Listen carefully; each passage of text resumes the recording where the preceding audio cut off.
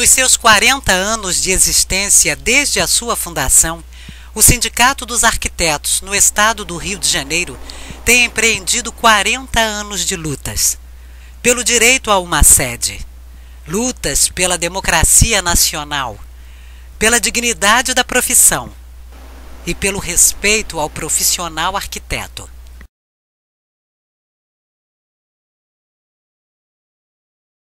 Eu acho que a grande luta que a gente teve na época, a grande luta que teve na época, foi exatamente o aeroporto do Oscar em Brasília, em que, por força do regime, eles queriam que fosse construído um projeto do jeito deles.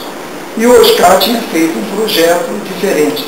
O sindicato, inclusive na época, eu andei pela mídia, fazendo declarações como presidente do sindicato, e achando que aquilo ali era um absurdo, mas a gente vivia, uma época diferente. A gente vivia uma situação muito... Então, no mesmo isso lá em Brasília? Foi em Brasília. Esse plano, esse aeroporto do Oscar era para Brasília. E lá em Brasília foi construído o que os militares queriam. Que é esse de hoje? Sim. Então, esse não é projeto não é. Talvez um dos poucos lá que foi feito, os poucos não.